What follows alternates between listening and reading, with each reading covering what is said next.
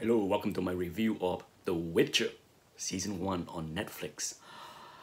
I know nothing about this game, but I was intrigued by the trailer. The trailer looked okay. I'm a fan of fantasy series, so I sat down and binge it, and I can say that it is worth watching.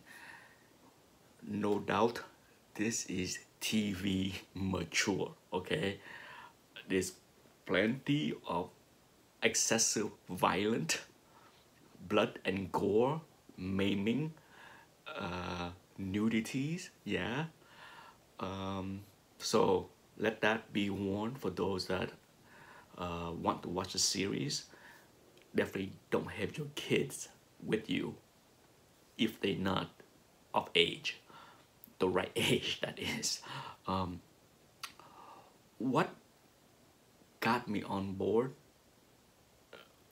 pretty much right away is the big sword fight near the end of the first episode. That is one of the better sword fighting action on the big screen or small screen that I have seen in a while. Okay, and I have seen a lot of them. But that was impressive. What Henry Cavill did, the action sequence, the entire setup was impressive. Henry yield a mighty sword in this series, and I enjoy each time he swing that sword. So kudos for him for doing the action there and to show the skills needed to make it believable.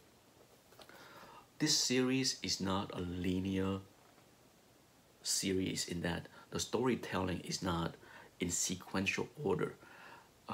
There's a lot of flashback to the past and the present, and that did confuse me a little bit. But I got used to it, and by the end of season one, I appreciate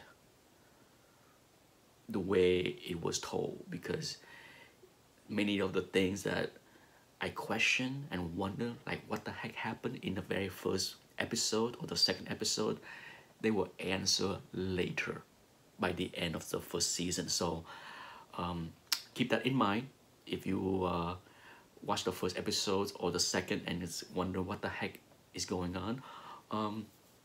I think the casting is solid. There is not really any complaint as far as the acting. What also worked is the comedic element of the series. I was surprised but pleased that they included that part with this character right here. I can't even pronounce his name, Jaskier.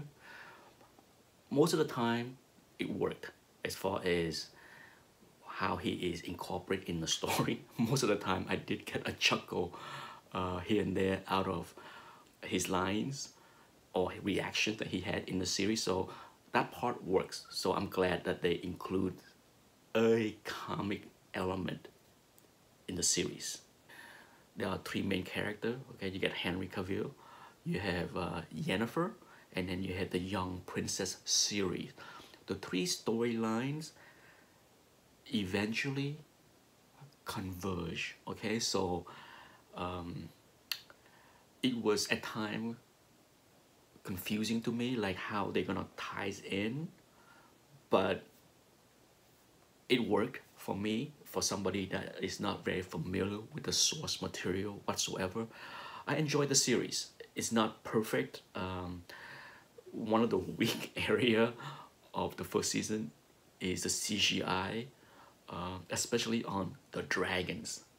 I'm sure I'm not the only one that thought the dragons weren't done very well.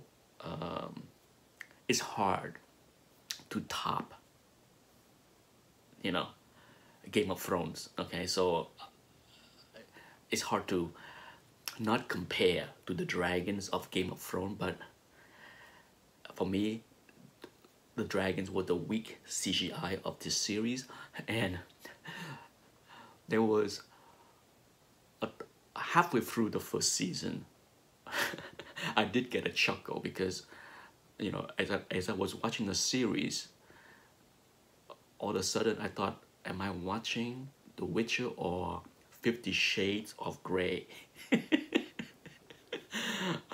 I'm not sure if other people felt the same way, but there was one episode where I'm just like, really? This is where it's going? It didn't really work, but it didn't bother me, okay? I just thought it was funny. Overall, I enjoyed it enough that I want to see a season two.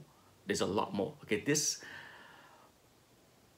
the first season is a lot of world building. Okay, I mean, since I'm not very familiar with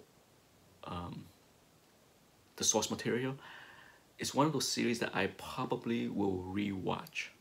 Okay, it's good enough for me to want to go back and rewatch because there's a lot of things I miss because all kind of magics and name and terminology that I'm just like went over my head. That might require a second viewing. I almost want to sit down and watch the series with somebody that is familiar with the source material to explain things to me. But overall, I think if you like fantasy, you might enjoy this series. Give it a shot. It's one of the better series on Netflix for sure. And that's my review for The Witcher.